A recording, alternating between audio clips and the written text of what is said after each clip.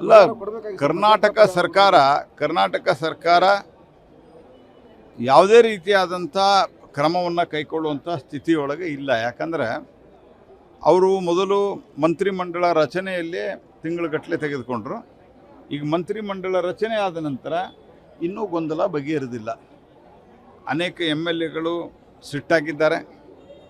ಪ್ರಮುಖ ನಾಯಕರು ಸಿದ್ದರಾಮಯ್ಯನವರಿಂದ ಹಿಡ್ಕೊಂಡು ಸದನದಲ್ಲಿ ಸರಿಯಾಗಿ ಭಾಗವಹಿಸ್ತಾ ಇಲ್ಲ. ಮತ್ತು ಈಗಿಬ್ಬರು ರಾಜೀನಾಮೆ ತೊಗೊಂಡು ಹೊಸಬ್ರನ್ನ ಮಾಡಬೇಕು ಅಂತಾರೆ. ಅಲ್ಲಿಗೂ ನಿಲ್ಲೋದಿಲ್ಲ ಅದು. ಯಾಕಂದ್ರೆ ಅವ್ರು ತೊಗೊಂಡ ನಂತರ ಇನ್ನೊಬ್ಬರು ಬರ್ತಾರೆ. ಸರ್ಕಾರದಲ್ಲಿ ರಾಜಕೀಯ ಅಸ್ಥಿರತೆ ಇವತ್ತು ಶುರುವಾಗಿದೆ.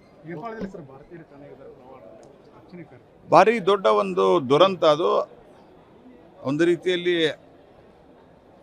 ಕಂಡು ಕೇಳರಿಯಾದಂಥ ಒಂದು ದುರಂತ ನಡೆದಿದೆ. ಮತ್ತು ಇದರಲ್ಲಿ ಬೇಗ ಅವರಿಗೆ ಮಾಹಿತಿಯೂ ಸಿಗಲಿಲ್ಲ ಅನ್ನುವಂಥದ್ದು ಸಹಿತ ಇದು ಕೂಡ ಬಹಳ ಆತಂಕಕ್ಕೆ ಕಾರಣ ಆಗಿದೆ. ಭಾರತ ಸರ್ಕಾರ ಅಲ್ಲಿ ರಿಲೀಫ್ ಮೆಜರ್ಸು ತೆಗೆದುಕೊಂಡಿದೆ. NDRF ಮೂಲಕ ನಮ್ಮ ಸೈನಿಕರನ್ನು ಕಳಿಸಿ ಪರಿಹಾರ ಸಾಮಗ್ರಿಗಳನ್ನು ಅಲ್ಲಿ ಕಳಿಸಿಕೊಟ್ಟಿದೆ. ಇದರ ಜೊತೆಗೆ ಭಾರತದ ವಿದೇಶಾಂಗ ಮಂತ್ರಾಲಯ ಪ್ರಧಾನಮಂತ್ರಿಗಳ ಮಾರ್ಗದರ್ಶನದಲ್ಲಿ ಸಹಾಯವಾಣಿಯನ್ನು ತೆಗೆದು ಆ ಸಹಾಯವಾಣಿಯ ಮೂಲಕ ಯಾರು ಭಾರತೀಯರು ಅಲ್ಲಿ ನಾಪತ್ತೆಯಾಗಿದ್ದಾರೆ, ಸಿಗ್ತಾ ಇಲ್ಲ, ಅವ್ರನ್ನೆಲ್ಲರನ್ನೂ ಹುಡುಕುವಂಥ ಪ್ರಯತ್ನ ಮಾಡ್ತಾ ಇದ್ದಾರೆ. ಅವರು ಸುರಕ್ಷಿತವಾಗಿ ಬರಲಿ ಅಂತ ನಾನು ಹಾರೈಸ್ತೇನೆ. ಮತ್ತು ನಮ್ಮ ಸರ್ಕಾರ, ಭಾರತದ ಸರ್ಕಾರ ಮೋದಿಯವರ ನೇತೃತ್ವದಲ್ಲಿ ಸರ್ವ ಪ್ರಯತ್ನವನ್ನು ಅಲ್ಲಿನ ಜನರಿಗೆ ಮತ್ತು ಭಾರತೀಯರಿಗೆ ಇಬ್ಬರಿಗೂ ಮಾಡ್ತಾ ಇದೆ ರಕ್ಷಣೆಗೆ. ಅಲ್ಲ, ಕರ್ನಾಟಕ ಸರ್ಕಾರ ಯಾವುದೇ ರೀತಿಯಾದಂಥ ಕ್ರಮವನ್ನು ಕೈಗೊಳ್ಳುವಂಥ ಸ್ಥಿತಿಯೊಳಗೆ ಇಲ್ಲ. ಯಾಕಂದರೆ ಅವರು ಮೊದಲು ಮಂತ್ರಿಮಂಡಲ ರಚನೆಯಲ್ಲೇ ತಿಂಗಳುಗಟ್ಟಲೆ ತೆಗೆದುಕೊಂಡ್ರು.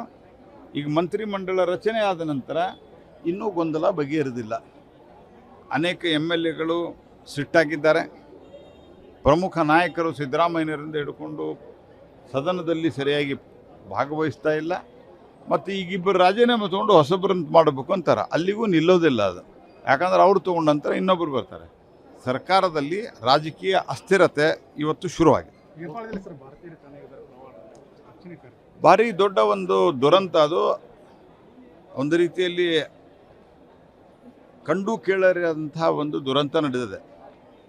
ಮತ್ತು ಇದರಲ್ಲಿ ಬೇಗ ಅವರಿಗೆ ಮಾಹಿತಿಯೂ ಸಿಗಲಿಲ್ಲ ಅನ್ನುವಂಥದ್ದು ಸಹಿತ ಇದು ಕೂಡ ಬಹಳ ಆತಂಕಕ್ಕೆ ಕಾರಣ ಆಗಿದೆ.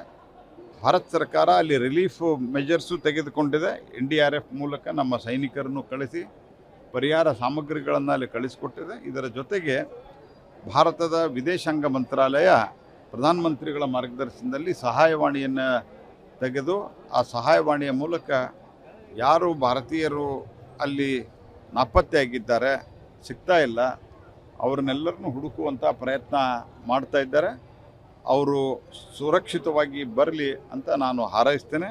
ಮತ್ತು ನಮ್ಮ ಸರ್ಕಾರ, ಭಾರತದ ಸರ್ಕಾರ ಮೋದಿಯವರ ನೇತೃತ್ವದಲ್ಲಿ ಸರ್ವ ಪ್ರಯತ್ನವನ್ನು ಅಲ್ಲಿನ ಜನರಿಗೆ ಮತ್ತು ಭಾರತೀಯರಿಗೆ ಇಬ್ಬರಿಗೂ ಮಾಡ್ತಾ ಇದೆ ರಕ್ಷಣೆಗೆ.